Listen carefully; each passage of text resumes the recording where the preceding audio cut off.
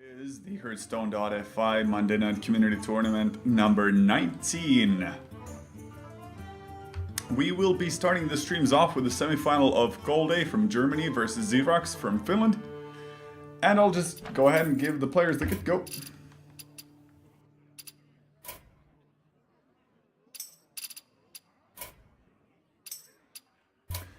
The stream does have a 10-minute delay to it, so any possibilities of stream sniping have been removed. We'll go ahead and join the matches.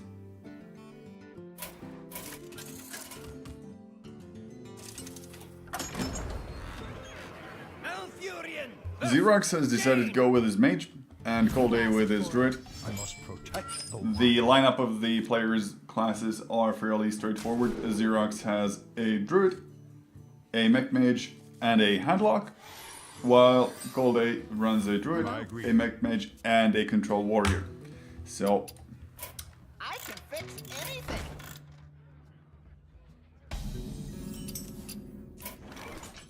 we're gonna go ahead and ask Zerux to give us the invite to start watching the match, because he has not enabled the spectator menu. He has to do it manually.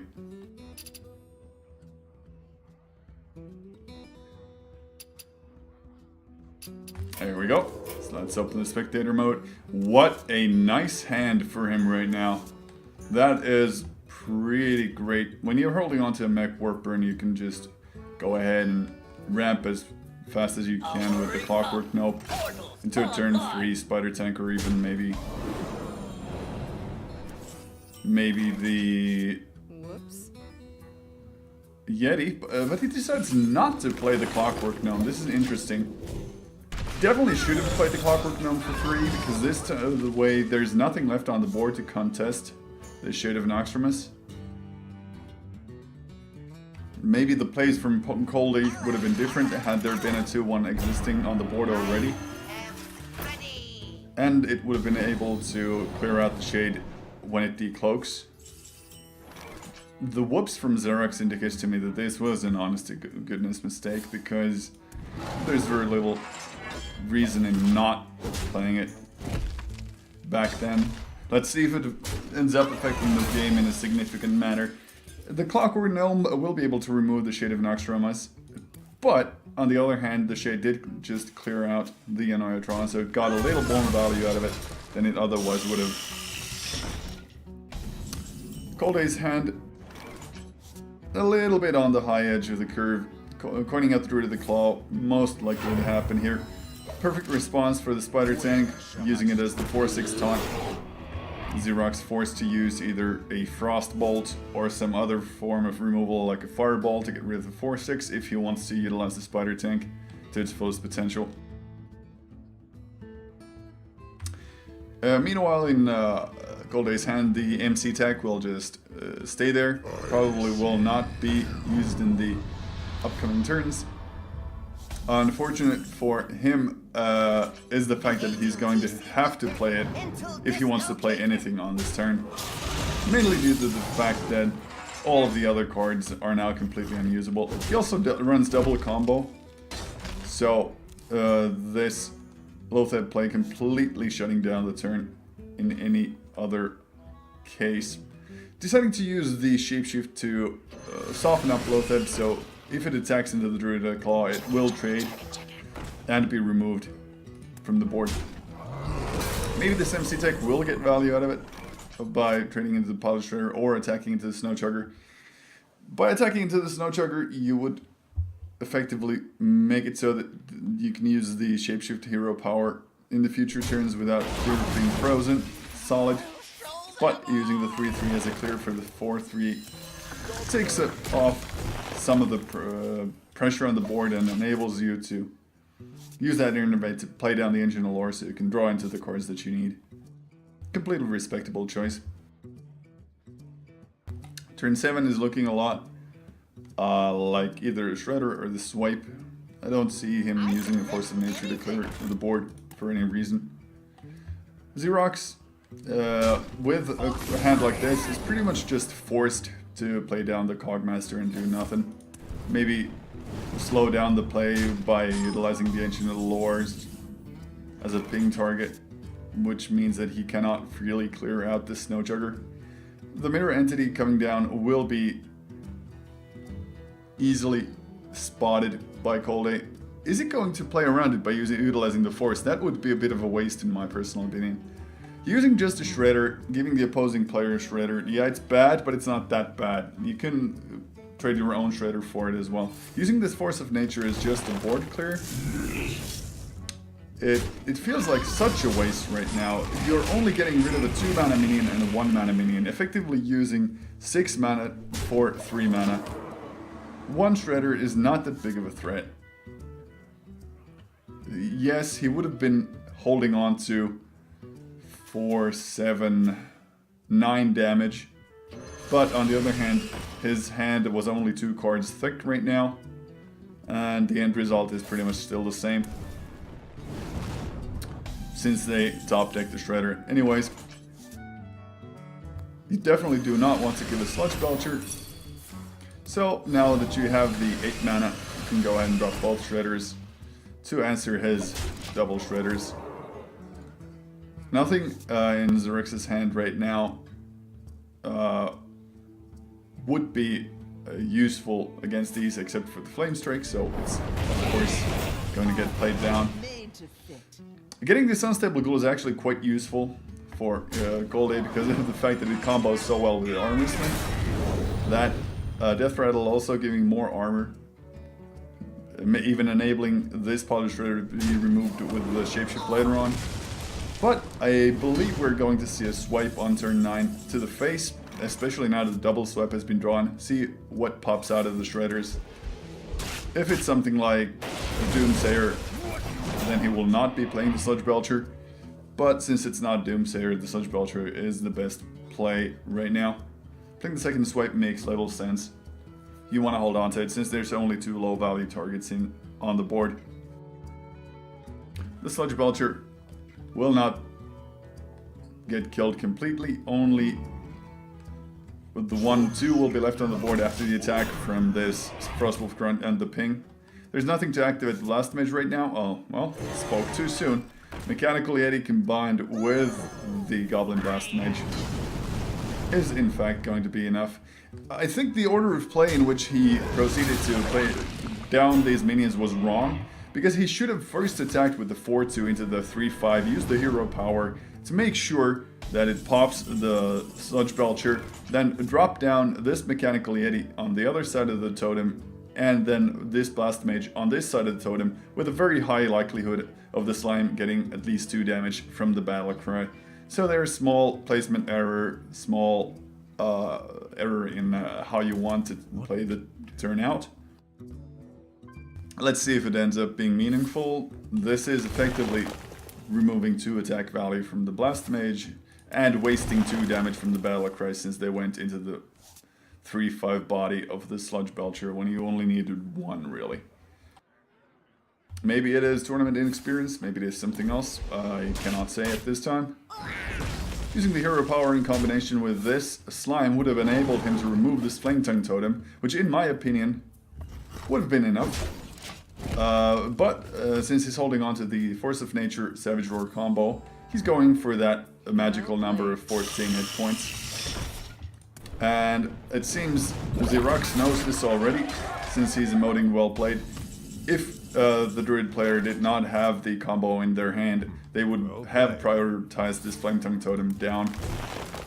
And since they did not take it out, it's pretty clear that the Kolde was looking for the way to get lethal. And since there was no taunts from Zerux, that pretty much made it. First match goes to Kolde. This is the Conquest format, so we will not be seeing Kolde's Druid anymore. It is a best of 5. He has to win the next match with either his Mage or his Warrior list. Seeing as he knows that Zerux has brought Mech, Mage, Druid, and Warlock, out of which the Handlock would be the worst possible option for his Warrior. Or the Druid, I don't know. Maybe the Warlock and the Druid are both pretty bad matchups. but the Mech Mage would definitely be winnable with the Warrior, and the Mech Mage Mirror is also winnable, so this is looking pretty good for Kolde right now. Let's see what the picks were. Oh, it's the Mirror match. He decides that he doesn't want to risk the Mech Mage in a later stage where the Handlock and the Druid would probably be a much better at a much better situation to handle this Mech Mage. Since Zerux has shown that he's willing to play with the Mech Mage, he's gonna go for the Kolde is gonna go for the Mirror match first. Hello. Probably going to see the Cogmaster put down on turn 1. And nothing else. There's really no reason to accelerate out the Mech Warper this early, since Zerux has the chance to just Frostbolt it out, get pretty good value for it, stop the ramp from the Mech Warper from ever coming on. Yep, there we go. Unfortunately for Zerux, he does not have a 1-drop right now, nor can he use the coin on turn 1, so his turn 1 was left with no plays at all. And this turn 2, Mad Scientist would usually be pretty good, but since these Mech Warpers are on the board and this Cogmaster is enabled as a trader, he can just go ahead and run that into this secret Mirror Entity, proccing it off with a Clockwork Gnome, giving basically no value from that existing Mirror Entity. It's looking very, very good for a German player, Kolde, right now. Let's see, Kolde has got the Hero Power Frostbolt choice coming up in the next turn, unless he draws into a 3-mana minion or less.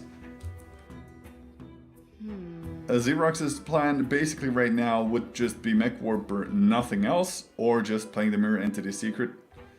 The Mirror Entity Secret is pretty weak in this matchup since you've already seen them play around one of them, but it is much better choice than just leaving the Mech Warper up.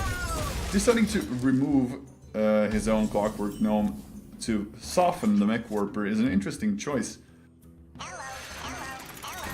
I would have thought that removing the Clockwork Gnome itself would have been more priority, since you want to stall the tide of battle somewhat.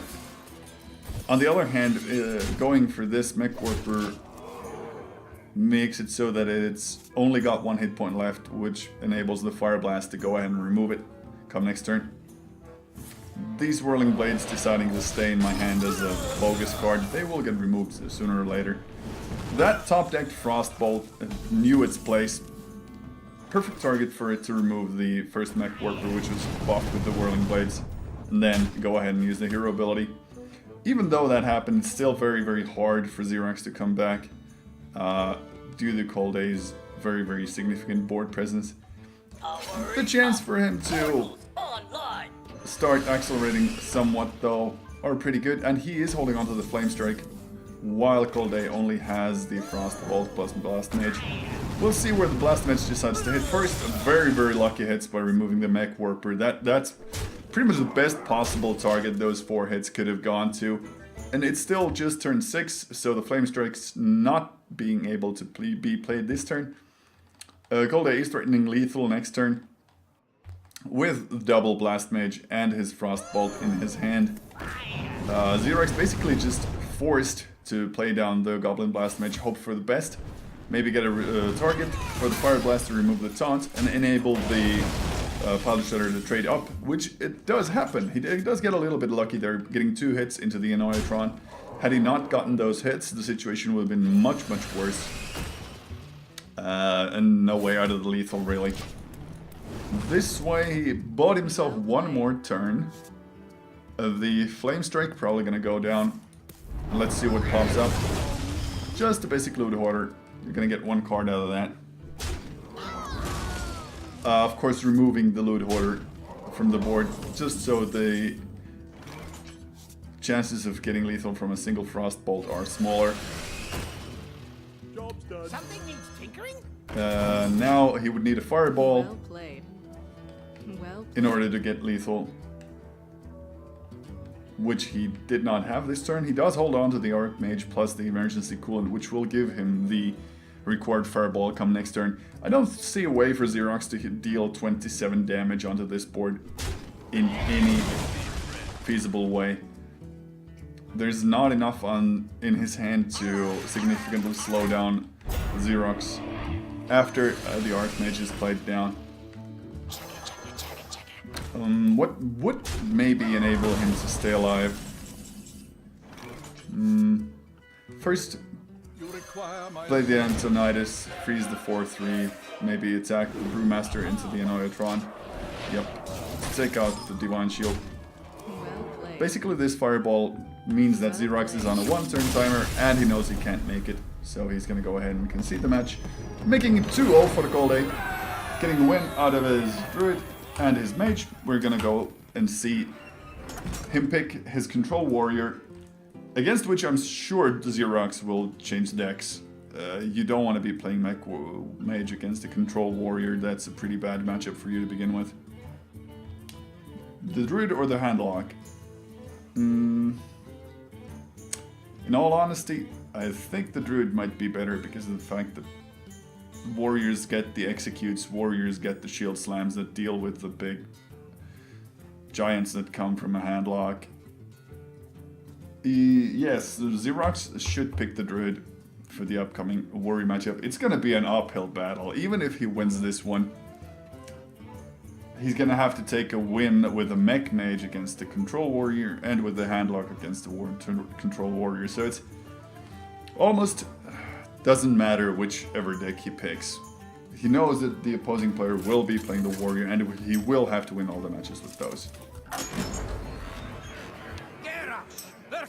Going with the Handlock, maybe the toughest, or not the toughest matchup, but still a very difficult matchup to win.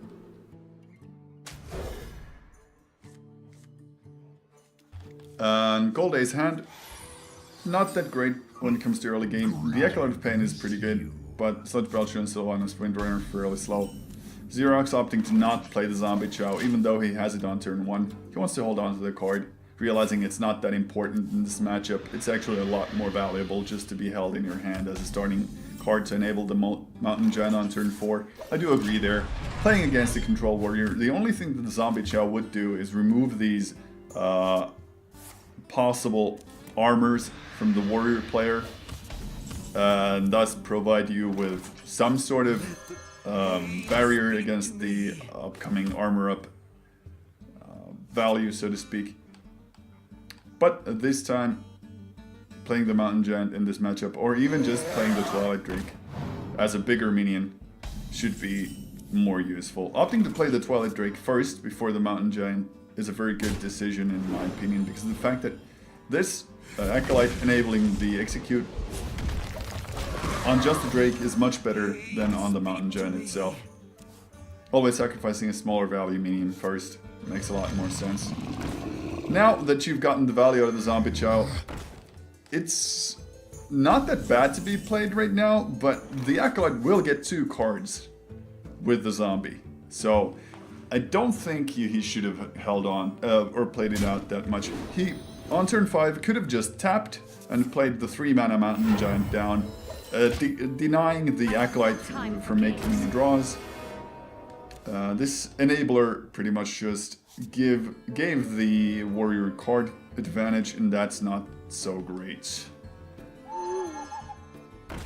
The R&B Cow, I believe that I was top decked this turn. Pretty much perfect timing when it comes to Sylvanas. You can just deny the mind control. Interesting choice to taunt up the Iron Beak Owl and not remove the Acolyte of Pain with this Zombie Chow, because now the Acolyte can just go ahead and trade into the Iron Beak Owl much more efficiently. Removing the 2 armor, is it that big of a priority? It's not really, because you're gonna use the 8/8 Mountain Giant anyway to go for face damage. I believe that was a small mistake. The 2/1 would have been left alive on this board, and he would have held on to the Zombie Chow as a 2/1. Yes, as a 2/1 it is vulnerable to Whirlwind, but still, it would have been a better play. Enabling it to be more aggressive this turn. Using both these minions to clear out the Armor Smith might be a good call. dropping the Loatheb to deny the warrior from using things like Brawl if he draws into it. Other options, Sylvanas, well, not onto this board, especially since it's not good on the curve. So the Sun Fury Protector works pretty well, I would say. And opting actually to not remove the Armor Smith and go for the aggression. At this stage, when the opposing player is holding on to this Death Spite already, not removing the Armor Smith once again gives more value to it. Since the Whirlwind will enable it, and all of these other minions will now be able to utilize the Armor Smiths whenever a friendly minion takes damage proc. I think Zerux might just lose this game to these small mistakes he keeps doing. He doesn't think out his turns 100%. He acts fairly fast, and he doesn't optimize his plays as much as he should.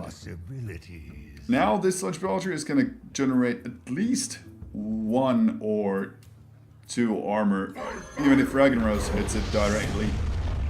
Only way that it would have been unable to create more hit points would have been to Siphon Soul it.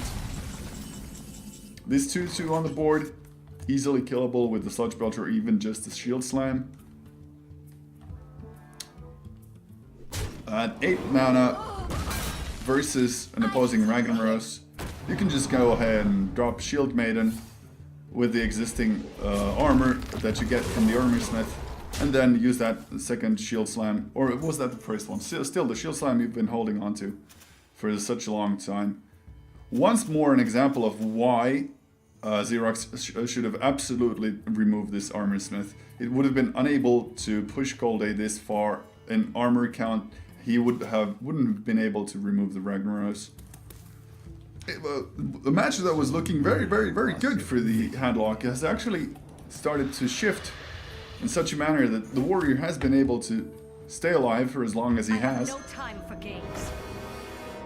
And might just be able to turn this over. He's probably going to hold on to the Harrison until Jiraxis is played, so he can remove the hands from play. This Sylvanas by itself on the board is a threat that has to be handled by Kolde. Trading the Shield Maiden into it would give him either a weak Sludge Belcher if used to remove the Sun Fury Protector first, or the 1-3 Armor Smith. It's not that big of a thing to lose. He should have definitely attacked with the Armor Smith first though. Because if... Oh! Taking the risk. This does mean that he can attack the 3-1 out and use the Armor Smith as the actual attacker, but missing out on 1 damage would have been possible as well if it had taken the Armor Smith. I think that's a calculated risk. He saw that 50%, yeah, it's a 50% chance that I'll lose the Armor Smith attack, but then I'll be left with the taunt and so things will still be fine on my end. So I understand why he did not attack first.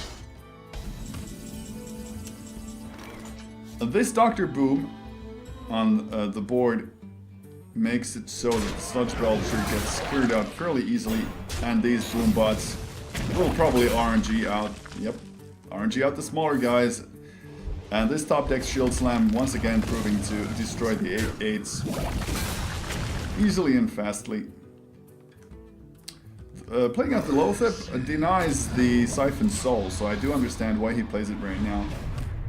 If Zerux wants to enable things like Molten Giants, he will have to tap, and by tapping he would bring himself that much closer to lethal range with a weapon, so it's unlikely we'll see a tap this turn.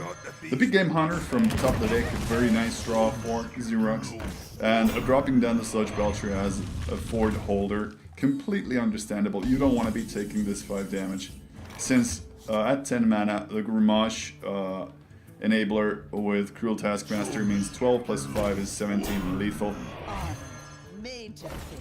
Maybe even playing the Whirlwind right now would have been an option, given that he would get 3 more armor out of it. But yeah, I understand why he doesn't play it, because of the fact that Whirlwind would be used as an execute enabler later on in the game. Also, it would effectively do nothing except trade for armor, and he already has plenty of that. He's got 28 hit points, almost back to where he started from. Now Zerux is forced to tap with this hand, using those antique heal bots or that Shadow Flame to compensate for the tapping. Unfortunately for him though, the Sludge Belcher survives and stays alive, forcing the slime to trade into it, and using this Big Game Hunter to just clear out the 1-2, losing some potential damage. Fire War Axe, probably to clear out the Big Game Hunter actually. Yes, there we go. There's no reason for him to be aggressive and go into the face, because that enables the Molten Giants, and it is a big risk to take. What Kolde is hoping for right now is that Zerux overcommits to the board and he can utilize this Brawl for maximum value. It's unlikely though, especially seeing with the cards that Zerux is holding right now are nowhere near minions. Only a couple antique heal bots with a couple defenders of Argus. The heal bots, of course, perfect targets for the Fire War Axe to take out. Top deck Dragon Arrows, forcing more damage to the face of Zerux. He's probably gonna dump the Ancient Watcher with this Siphon Soul. Just let the Ancient Watcher sit there for a while. Wait for those friends of his to pop down from the deck, and that Defender of Argus to come into play. Tapping reveals one of those Molten Giants. We have seen 2 Molten Giants dealt with, we have seen Ragnaros dealt with, but we have still yet to see 2 Molten Giants being played on the board. And with these Defenders of Argus, there's a real risk that they will be taunted up as 9/9s. As we will see on this turn. It's interesting to see that he didn't really think much about his plays. Like we see here, if you're going to tap for a card, you first should have done absolutely that. You wasted 2 mana from Molten Giant. You could have enabled things like Mortal Coil or even this Dark Bomb to be played. Zerux is too hasty in his plays. And this Brawl, not so lucky, leaving the 9/9 taunted Molten Giant up, destroying the Watcher and the Shield Maiden plus Defender. Anything else except the Molten Giant would have been okay in this situation. So maybe the RNG favors in this matchup have not smiled on Kolde that much. Zerux has made some clear mistakes in his plays. And Kolde hasn't gotten his Execute number 2, which could handle this 9/9. Playing just Grom, attacking with it after a Whirlwind does enable him to clear out the Molten Giant. But that is not a very efficient trade. You're going 2 for 1 and you are removing one of your win conditions. Once we're solo on cards as well, the Harrison will not do much.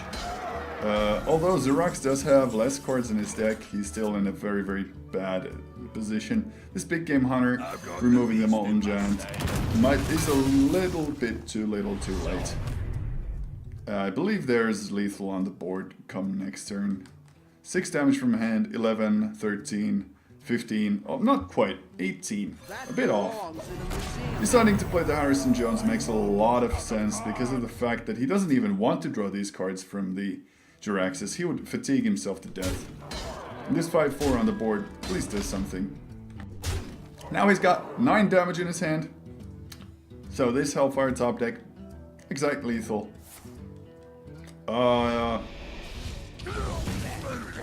Alright.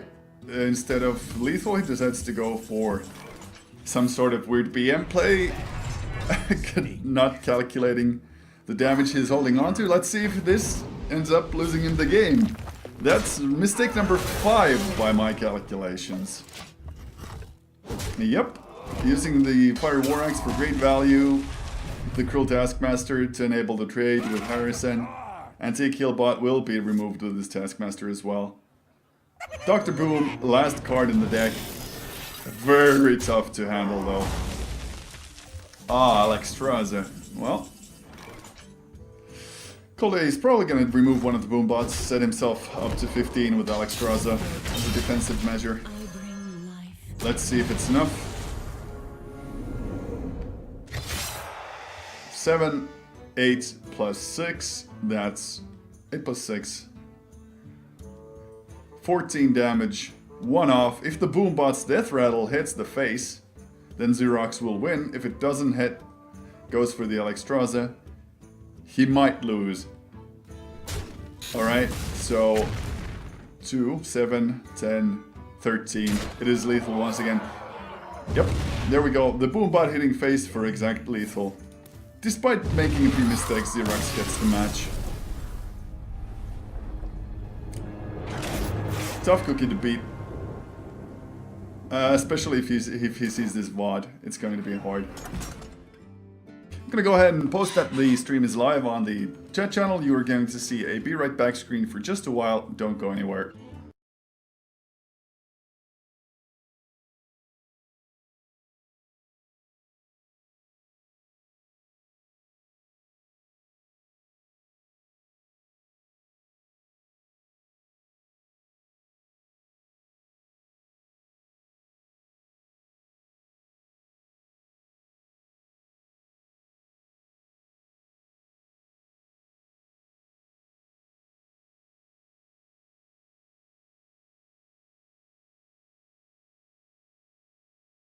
Right, so there is a small contest issue currently going on in the other semifinal pairings, which I have to sort out.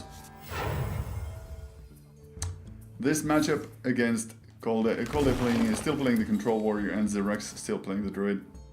Will take priority though. We will handle this match first until we go into the actual events of what's going on in the second pairing.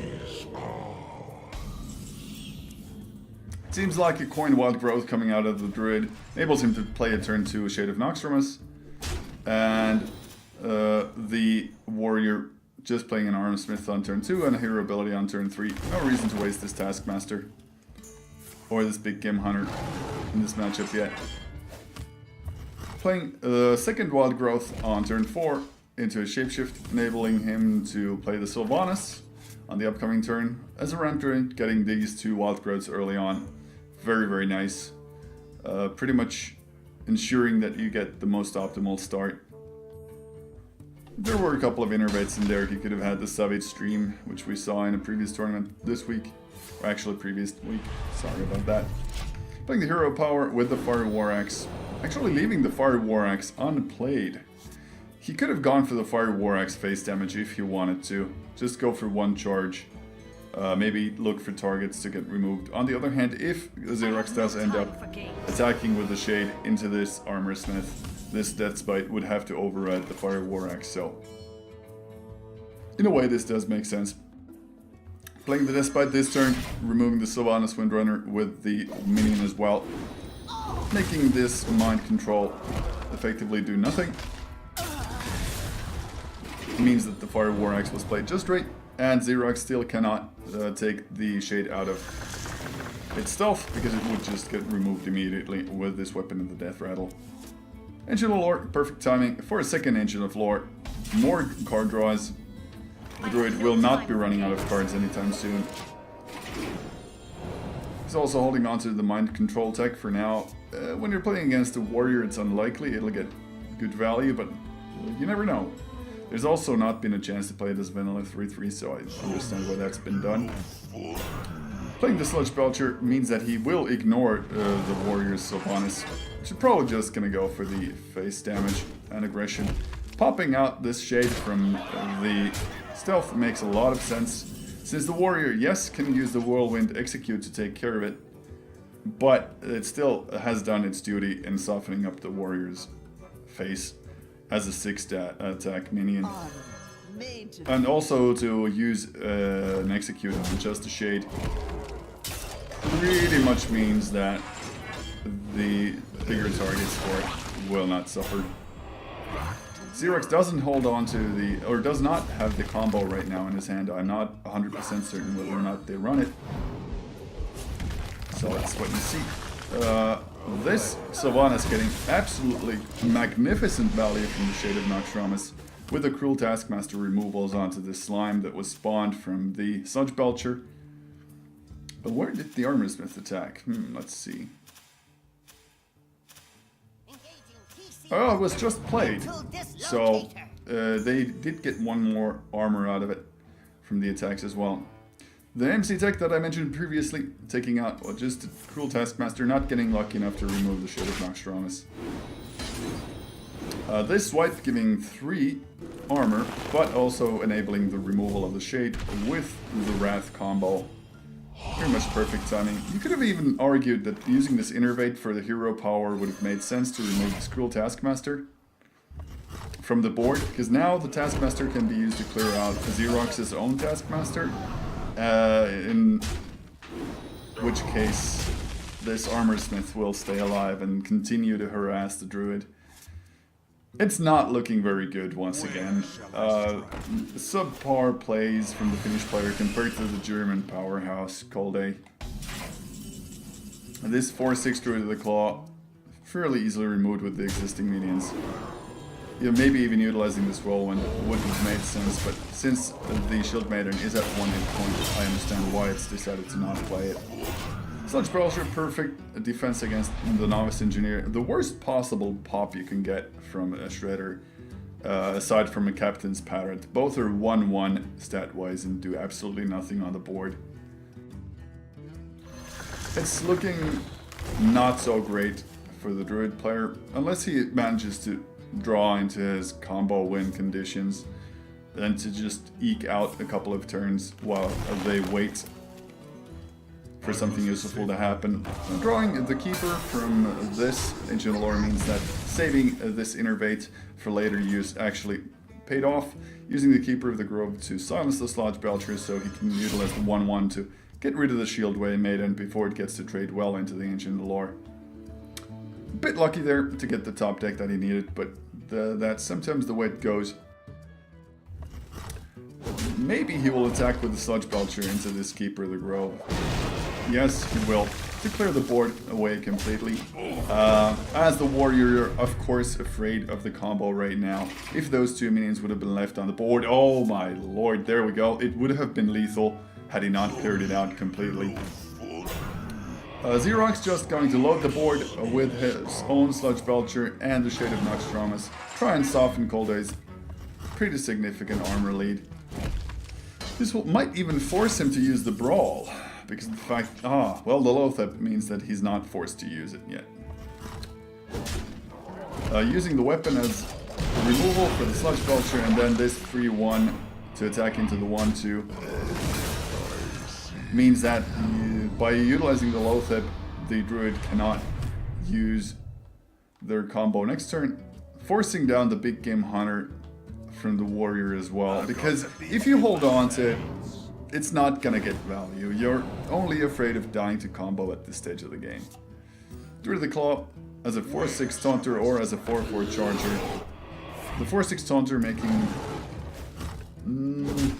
maybe a bit more sense, given that the Big Game Hunter would be able to trade into the 4/6 easily. If you hero power Shield Slam, you only get 5 damage. That's not gonna be enough to remove the 4/6, but in combination with the Big Game Hunter, will get taken down. This Loatheb doing its best, but at this time not enough. Xerox coming down from a 2/1 situation to a 2/2 evening up of the score. The last deck, if he plays this Keeper of the Grove, he actually will not win. I must safeguard the land. Why is he not? If he had played the Force of Nature's Savage Roar combo this turn, he would have won. 14 damage plus 6. That's 20 damage, and the Kolde was down and out. Once again, missing lethal from Xerox. This Shield Maiden actually makes it so that 23. Yes, the warrior is now out of range from the combo. Maybe I spoke too soon. This is a shame, really. He could have I've got the beast gotten in the my sight. game this turn, or last turn to be directly, but instead he opted to go for the Keeper of the Grove. Maybe it is some sort of elaborate BM, I don't know. But this gives the warrior a chance to climb out. With a combo that's 14 plus 7, 21. Plus 8, of course, on his turn, so 22. As long as Kolde stays above 22 hit points, What he cannot die. Next turn. We're gonna assume he's gonna remove the big game hunter with one of these minions. And use the Alexstrasza as an offensive utility. There we go.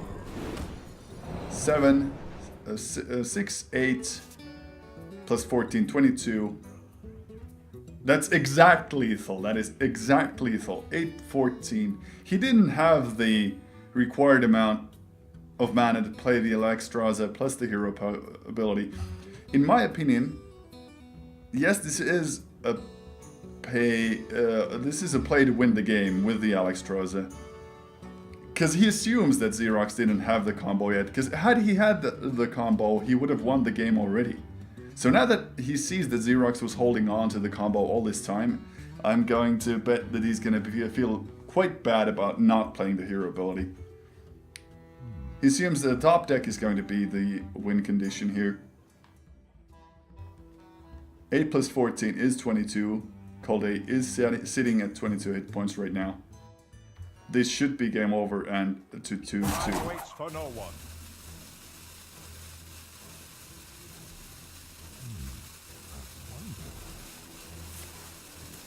There we go. Does Zerux see it? He does see it. Okay. Yep. Delaying it as much as he can.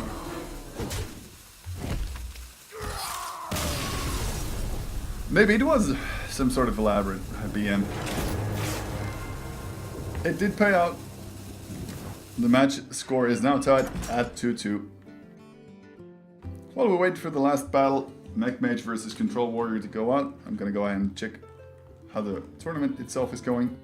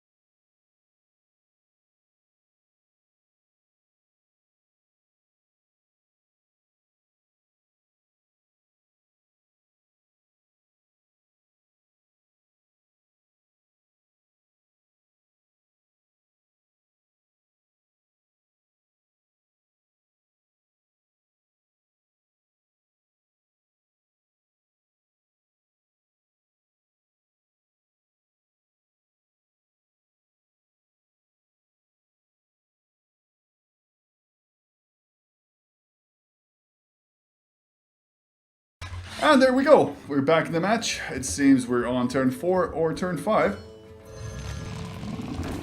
Mountain Giant going down after a Twilight Drake. This seems to be a repetition of the match we already saw. Actually, Zerux won with that. Well played. Some still fun. And unfortunately, Zerux has broken the rules.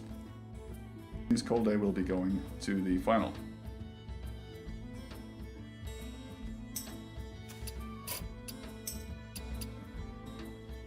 I see.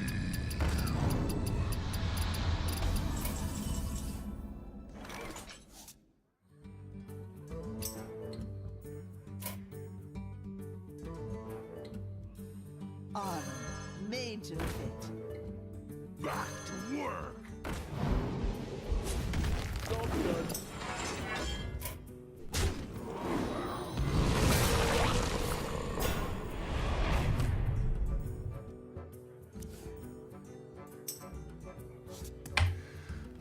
All right, so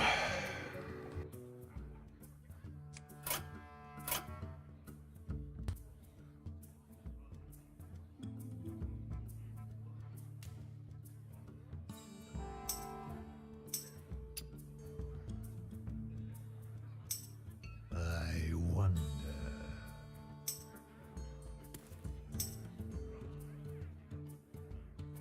it seems he takes it. Understands the situation. Bit of an underwhelming result. Sorry about that. But, hey, while we're waiting, I'm gonna go ahead and remind you what we're watching. We're watching the Hearthstone.fi Monday Night Community Tournament number 19. That was the semifinal number 1. We will see the German player, Kolde, go to the finals.